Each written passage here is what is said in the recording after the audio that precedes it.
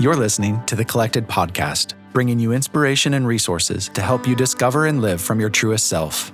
The Collected Podcast is a production of Collected Ministries, a nonprofit organization dedicated to helping disciples of Jesus discover and live from their true identity in Christ, recognize and walk in their divine purpose within the kingdom of God, and experience growth in their capacity for mature, healthy relationships. Follow Collected on social media at Collected Ministries, and be sure to visit thecollectedpodcast.com for show notes and additional content related to today's episode. Here's your host, Tia McNelly.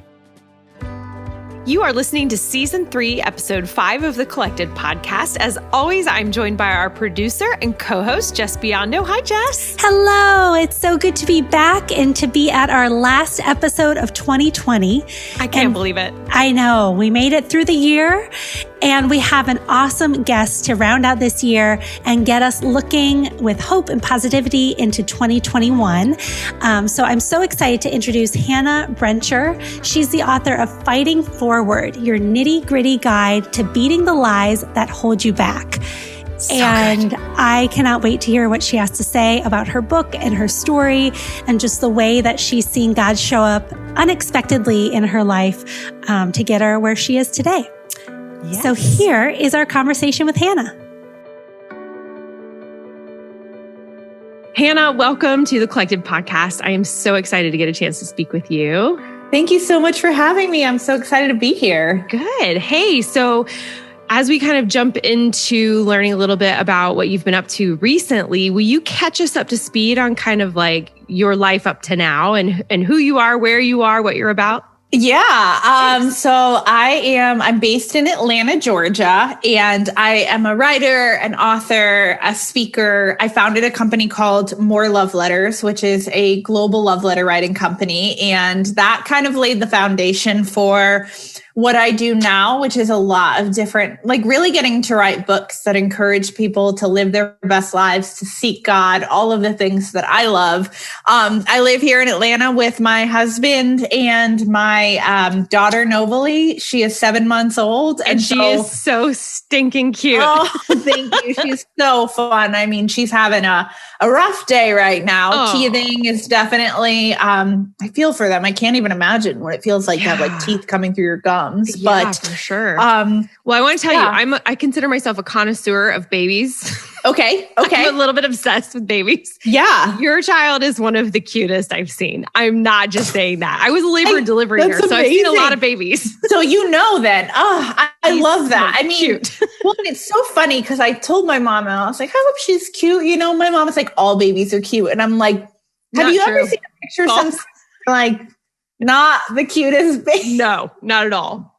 All babies are a gift from God for sure, but she is so much life, personality. She's always happy except for right now. And she's just so sweet. We've just like loved life with her. She fits right into the family. Good. So you're a new mom. I'm a new mom, and we also have a rescue pup here that wasn't here a year ago Nice. And just loving life here in Atlanta. And that's really me. Okay. Where are you from originally? I'm originally from Connecticut. So East Coaster. And I don't even know. I just feel like it was totally God that I even moved to Atlanta. That was definitely not anything that was on my radar, but he really showed me all the ways to root down and build a life here. So, yeah. Okay. So kind of an unexpected turn of events moving to Atlanta. Yeah, I didn't even know Atlanta was like a city up until, like you think of Atlanta and you're like, oh, I know, like it's never on your radar. There. Yeah. It's in the South. I had no clue that I was going to want to move to Atlanta, and I did. And make no mistake, when you move somewhere to a new place, like it's not easy. It's not romantic. It's not like all the movies make it seem. It's very lonely and hard, but I'm so thankful I stayed, because if I didn't stay, I'd be missing out, I think, on like so much of what God had for me here. And I just love our life here in Atlanta. So we're very thankful. That's awesome. Well, so how exactly did you kind of come into the work that you're doing? And when did you know, or how did you know that you are doing the work you were made for? I think so. I started a blog when I was in college, and that was back when like blogging was like the thing, Right. And at that time, blogs like very much had their niche. Like you were either a food blogger or a fashion blogger. Right. And I just remember being like, I kind of just want to like show up and encourage people. Like, I don't want it to be about me. That was always my resistance to starting a blog. It's like, I don't want to tell people what yogurt I'm eating or like what, and, I think a lot of people probably thought that wasn't possible. You couldn't build a niche in that way, but I have been proving them wrong ever since. That's right. But yeah, I'm 10 years into blogging. And I think that so much of the beautiful things that God has done have stemmed from that simple project that I still keep up today. Like that's like my obedient act of just showing up to practice writing. And so I would like encourage anybody, who's like, I want to be a writer, I want to be in this industry. It's like,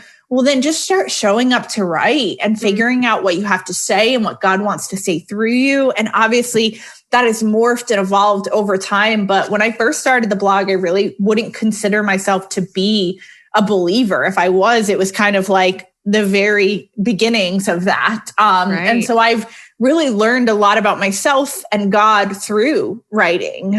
Very cool. Yeah. It's kind of therapeutic. A friend of mine who doesn't consider herself a writer, but knows that she can express herself well with words, was processing something in therapy and sent me a little blurb of what she wrote. And I was like, this is how you're going to get somewhere with what you're dealing with. Just keep writing. It's so therapeutic sometimes. Yeah. Yeah. And by the way, I don't know why you're coming on my podcast and trying to at me with the be obedient and write every day. I always say though, I'm like, it is the one field that I feel like we have so many people that are like, I want to write a book. I want to be a writer. And yet like we can talk so loudly about writing and we don't actually sit down to write. And I'm like, that doesn't work anywhere else. You can't say you want to be an Olympic swimmer and not get in the pool every single day. And so true. We need to value the craft above everything else. I'm so passionate about that. I get like very like emotional because I'm like, if you could get into the writing seat, you would understand like, no, this is the best part. It's just sitting here and letting the words flow. And like, to me, it's like, this is the closest that I feel to God, you know? Absolutely. Oh, same. 100%. Yeah. Sure. And I sometimes those words that come out in those moments too, you're like, I'm not fully confident those words were even mine sometimes. Mine, exactly. Yeah. Like somebody came up to me at Abound where you and I met. Oh yeah. And she was like, I don't know what I am. Like, am I a writer? Am I a podcaster? Am I a YouTuber? Like, I don't know which one I should be. And I said to her, I was like, listen, like when I'm writing, I feel the closest to God, like closer to God than I ever felt possible. So like, why wouldn't I spend as much time as possible getting that feeling, you know? So like, do the thing that makes you feel that way. Like that's the avenue to take. I love it.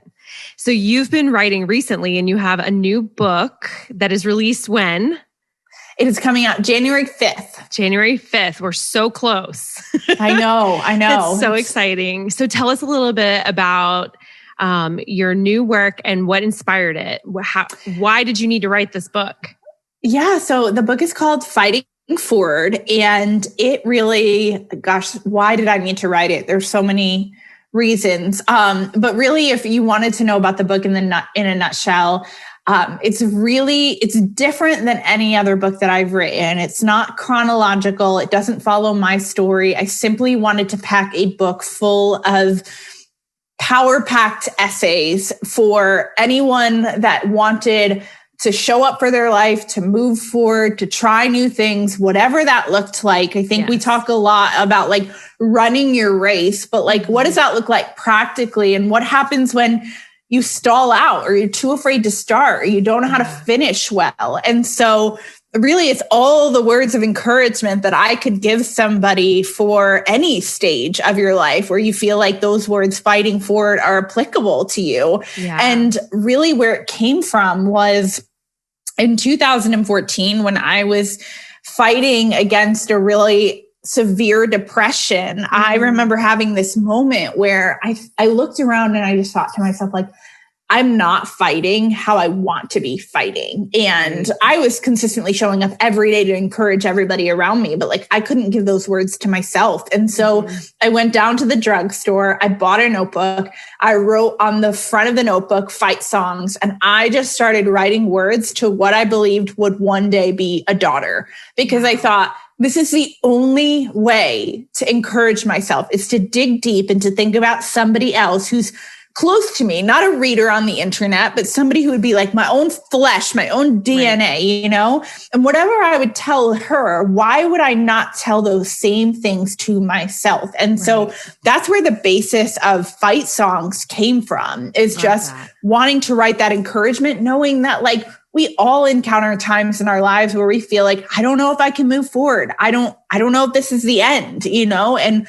what are the words to get you out of that pit and back in the race? Oh, that is so helpful. I feel like this is probably a book for the season I am in. Yeah.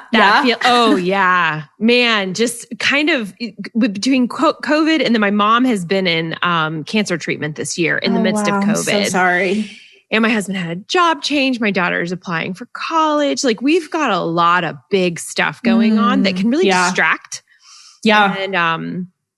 And so the word collected means to not be perturbed or distracted. And so, So I feel like the Lord is coming at me with all the lessons on staying focused and not being distracted. But the year has been a struggle to continue to fight forward. And this last few weeks, the Lord has consistently been saying, just keep moving, just keep moving. So what would you say to me right now? I know exactly what it is. Okay. So this is a part that's in the book, but it feels like it's so special for you. Okay. I am somebody who is like perpetually always claiming that I'm going to become a runner. Like, that's just my thing. And I start, I fail, I start, I fail. This time I'm certain I'm going to keep going. But I love this Nike run app that I have, because I like guided runs. I like when people talk to me while I'm running. Other people hate that. I'm like, talk to me. Just tell me things to keep me going. And I was listening to this one run a few months ago, and he started talking about endurance and about how like we get this idea of endurance wrong. And I'm like, yeah, of course, I agree with that, right? Like, what do you think of when you think of endurance? You keep moving, and the more you do it, the easier it becomes and the longer you can go. Right? You hustle, you flow, you grind, you make it happen. Right. So endurance actually means to remain in existence.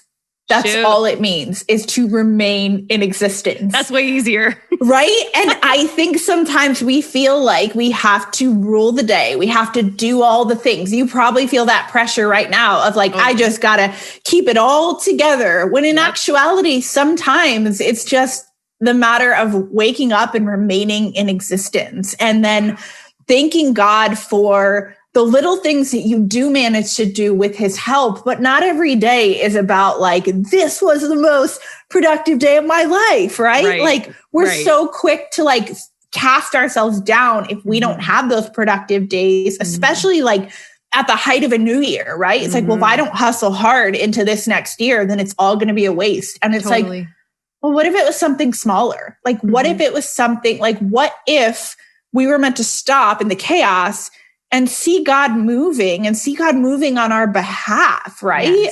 Yes. That's crazy the way you just put that, because I had found in my Facebook memories, the one thing Facebook is still good for is those memories. Those memories, yeah.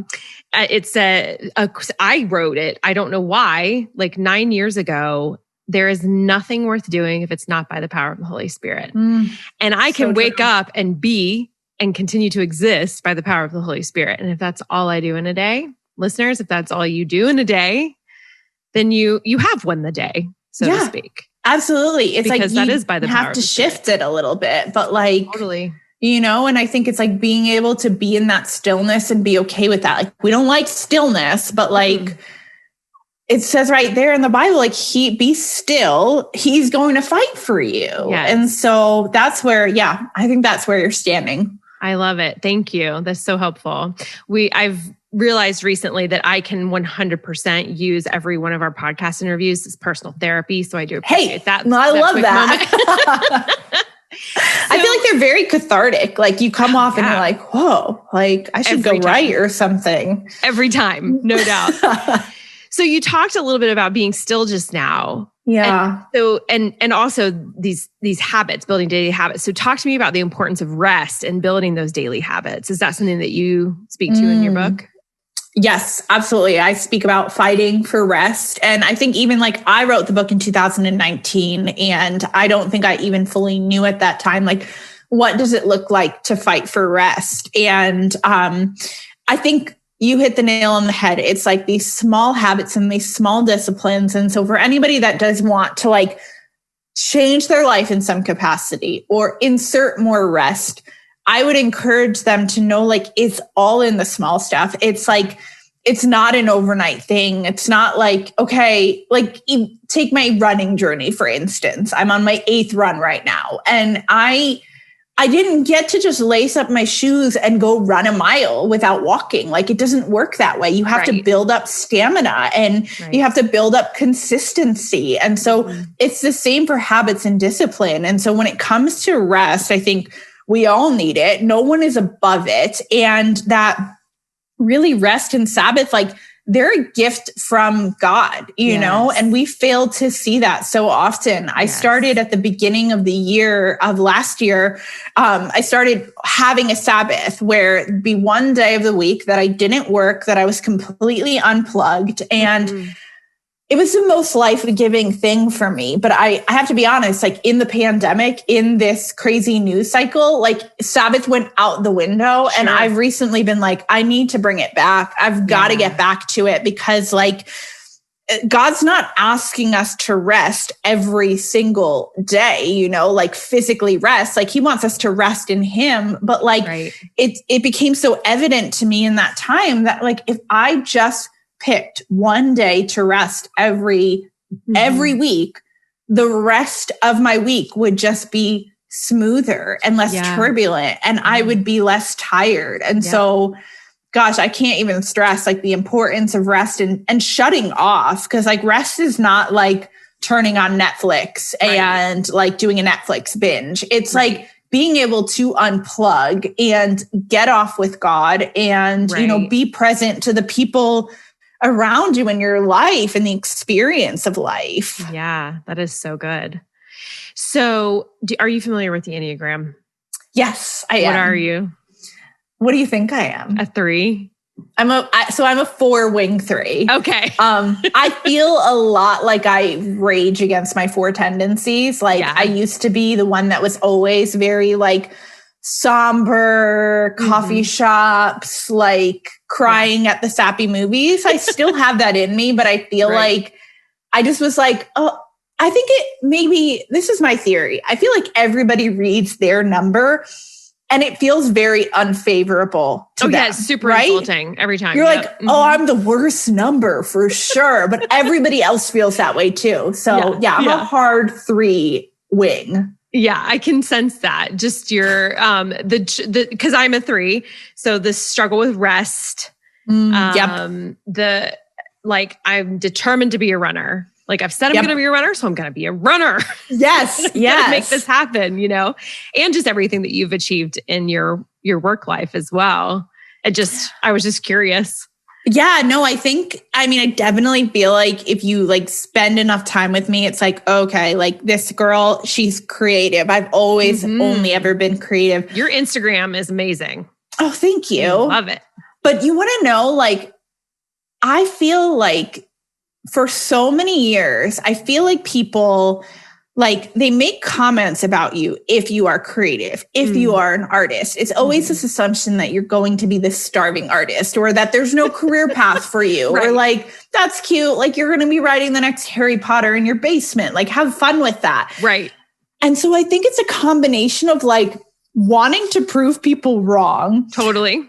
But at the same time, like, I just remember like growing up watching my father provide for us and doing whatever he had to do to provide for us. And I just always wanted to make him proud. Yes. And so I think that's where a lot of it comes from, is like wanting to make him proud. And what's so funny about him is that he reminds me often of like, you already make me so proud. And like, I just want you to be happy, you know? But like, I think in my mind, I always interpret it as like, I need to prove that I'm doing something like for him to be proud. And so it's a combination of all that Hannah. stuff. That will preach right there. Like there is nothing we need to do to make our and father that's the proud. Father right there. I know. And it takes a long time to undo yourself from that. I still feel like when it comes to me and God, I'm still trying to like hustle for my worth on some days. And I'm like, oh, no. Like he already delights in me. There's nothing that I can do. And so, and I'm sure you struggle with that too as a 3, you know, it's like big time.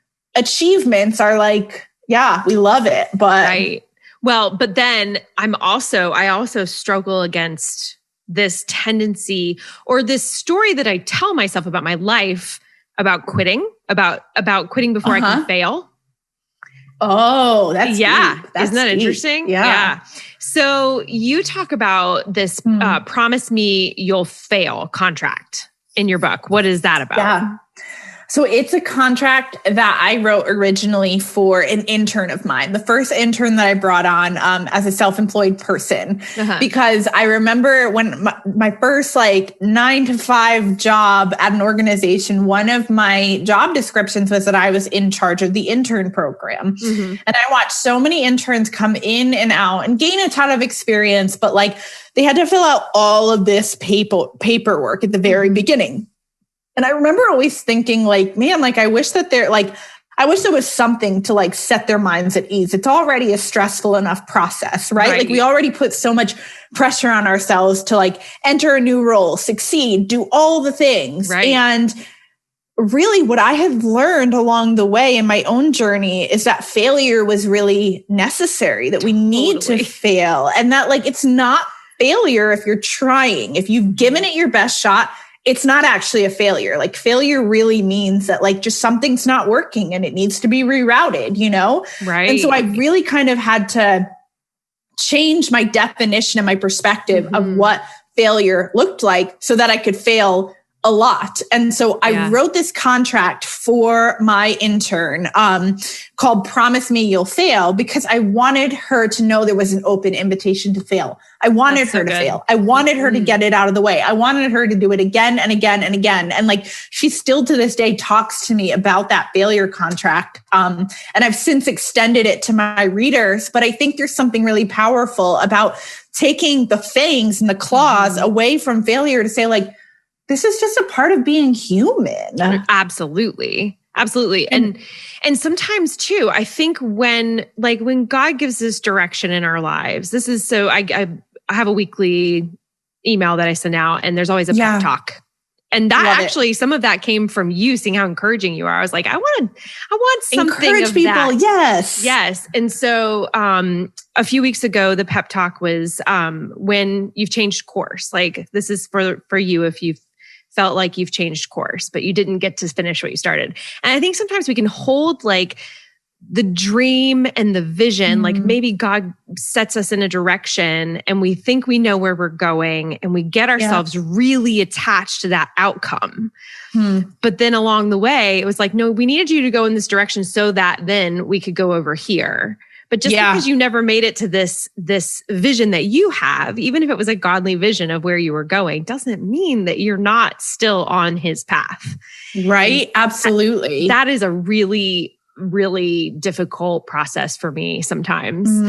So what is something in your life that's been like that for you, where you questioned the path that you were on, or God diverted you and took you in a new direction unexpectedly? I mean, I think like many years ago, like not many, I make it seem like I'm like this old sage or whatever. There was a time a few years ago where I went to a conference with my friend. And at this time I was like at the height of like my hustle, do it, go, be successful, create a vision board, all the things, you know?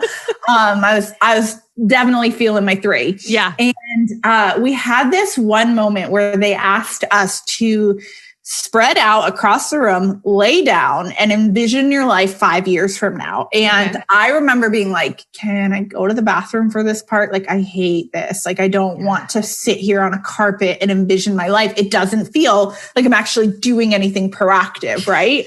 But I lay there, I relent. I'm like, okay, I close my eyes and this clear picture came to me like immediately. And it was totally, like you said, like totally not from me, totally God. No way that I planned this in my head. I didn't even have to think about it. It just was there. And I could see me and somebody else who I assumed was like my husband. And we were sitting in our kitchen and we were sitting on top of the countertop. And I remember like lights, like Christmas lights, but like I kind of knew like it wasn't Christmas. We just never taken the lights down. And the whole kitchen was just like soaked in this glow. And it was just the two of us, but then people started coming in and out and we were surrounded by people. Like we had this like community all around us.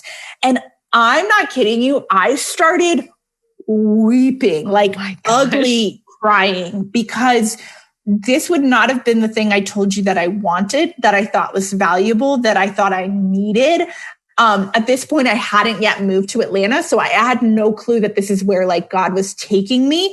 Yeah. But in that moment, I remember thinking to myself, like, oh my gosh, like I have not set myself up for this life. Like the things that I'm doing, the path that I'm on, like it's not leading here. And so I need to shift directions, because I really felt like God had given me that vision. And it felt so empty to think, okay, the way that I'm hustling is not leading towards that. And that's where I'm like, it's totally okay to pivot directions, to change course, to realize something isn't working. So like, let's try something else out, because his plan is guaranteed to be like so much better than what we plotted for ourselves. Yeah, no doubt. Oh, that's beautiful.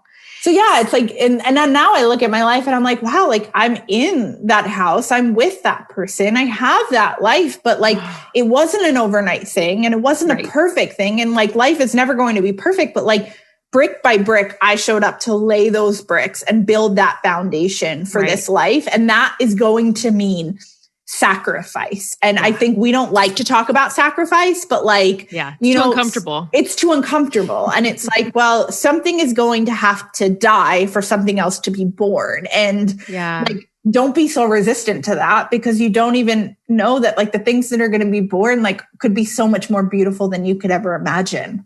Oh man. So if somebody is sitting in that spot right now and they've realized that something needs to die so that something new can be reborn or be born. What do you say to them to help them take those first steps and actually start?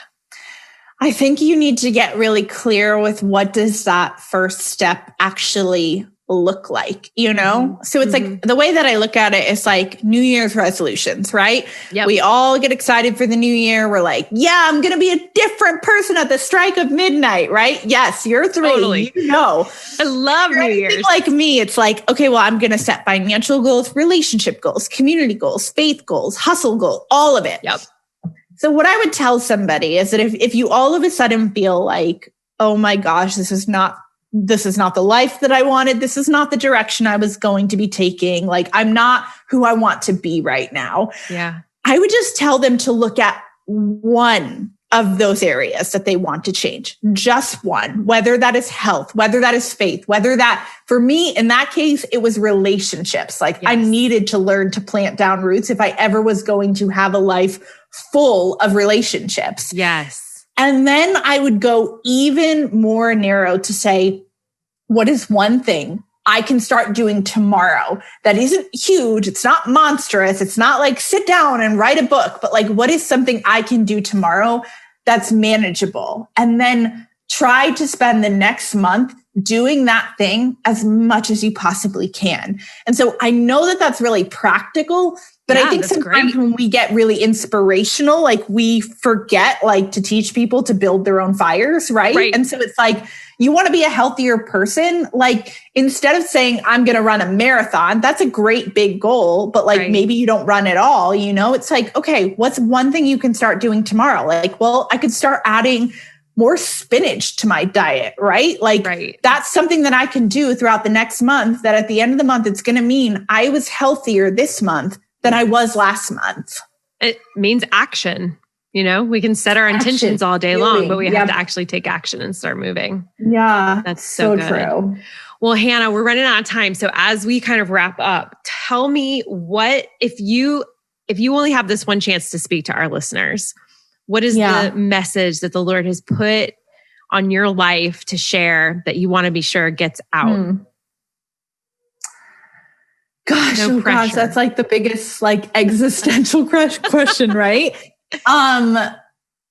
Gosh, what do I want people to know right now? Like for my whole entire life, or like right now? No, I mean, just like the message the Lord has given you that you want to be sure people know about who He is, about who they are. Yeah.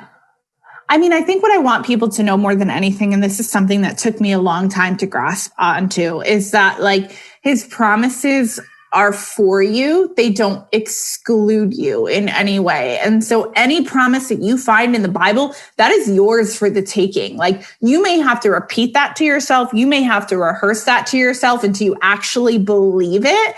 But like those promises are yours. It's not like these promises for other people, but not for me, you know? And so it's like, I think that if you want to grow stronger in your view of God, in your view of yourself, like take hold of His promises, like not some like self-help, self-love juju, but like the promises that you can stand on, that like they're for you to fight forward into everything that God has for you, because He has good for you. Yes. Amen. Okay. So this is crazy. My word this year is promise.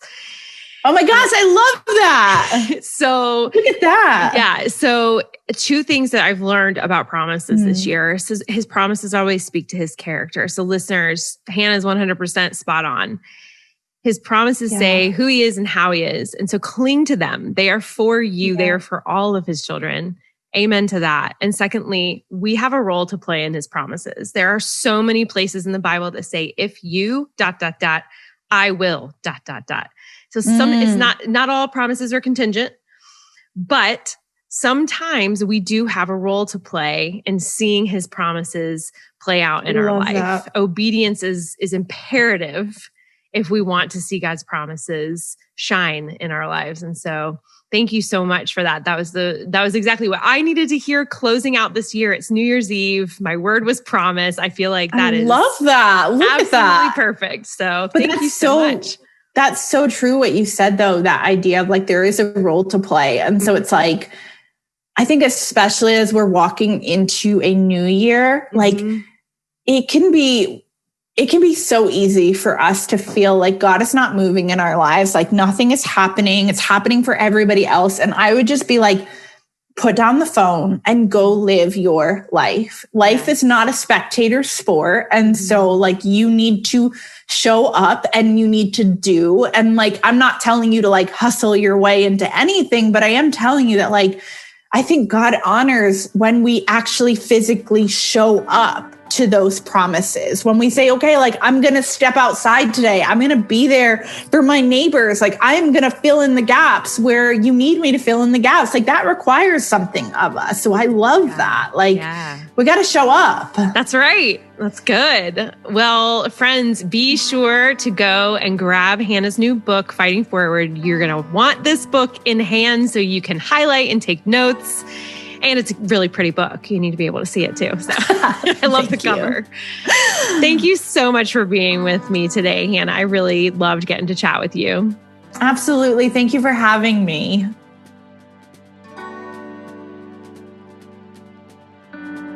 Wow, what a good conversation and such a powerful way to start out the next year. Yes. Some things that stood out to me as I was listening, I couldn't actually be there for the interview, but I got to listen back. And when she was talking about moving to Atlanta and how it was hard and lonely, but she was so thankful she stayed. I think that really struck me, the power of staying put even when it feels challenging. Yes. Or even when it's not what we expected. If we feel that the obedient thing is to stay. Now, I'm not saying it's always right to stay. Sometimes, God's calling us to something new and to move again. But when you know in your spirit that you are supposed to stay regardless of the challenges you're facing, I think there's tremendous power in that. And to see the Lord show up when it's hard can be so rewarding and can be such a kind of pivotal time in your life where you see God show up in new ways, just like Hannah did. And so that was really encouraging. Yeah. Just that reminder that it's not always easy, but sometimes we have to remain. She talked about the idea of endurance to remain in existence. So sometimes remaining in the Lord is all we can do. And just kind of recognizing our place in Him and rest in Him. Listeners, if you're looking for a 2021 word, maybe it's one of those. Yes, no doubt. If any of that, as you were listening, kind of struck you. It really encouraged me personally. I felt like she was speaking directly, to me, like, continue existing. Yes. not like, even so much personally, but as a ministry, like, keep going, keep pressing forward into 2021. And friends, we are just 2 days away from our 2021 reset. And if you are looking for a way to get intentional in the coming year and to transition out of 2020 with hope, with your sights set on the kingdom and on God's will for your life and serving others in your daily life, and becoming well in heart, mind, body, and spirit so that you can love others well in Jesus' name, then this free online event is literally for you. Yes. We are doing this for you, listeners and followers, because we just believe that the Lord has so much in store for us if we will step into it. So we hope that you will click the link in our show notes to go ahead and register, and we'll send you the annual review process packet so you can get started on that, and we can all dig in deeper together in just 2 days, January 2nd. Yay! So this Saturday. Yeah. And as we close, there was one more thing that stood out that I kind of want to leave you with this year. Yeah. And it's when Hannah said, show up to write. And in my notes, I wrote, show up to blank, because for Hannah, it's writing. That's the thing that makes her feel close to the Lord. It's her passion. It's her, the thing that keeps her going. Yeah. But for me, it's not writing. And for some of you, it might not be writing. So show up to blank. What is your blank? What is it that God is asking you to show up to in the new year? Maybe it's your family. Maybe it's some sort of job or passion, or maybe something even small that you're trying to accomplish. But what is that blank for you? And maybe write that down somewhere to remind yourself that that act of showing up to that thing is really your act of worship to the Lord and honoring Him with the gifts and talents and passions He's uniquely given you this year. So that's my challenge to round out this year. Show up to whatever it is God has given you. Yes. Happy New Year, friends. Happy New Year. See you Saturday. Yay. Thank you for listening to the Collected Podcast. Please be sure to subscribe, rate, and review. And if you like what you've heard, we'd love it if you'd help spread the word. Check back here for new episodes dropping every other Thursday. You can follow along on social media at Collected Ministries. If you would like to support Collected by making a tax-deductible contribution, please visit collectedministries.org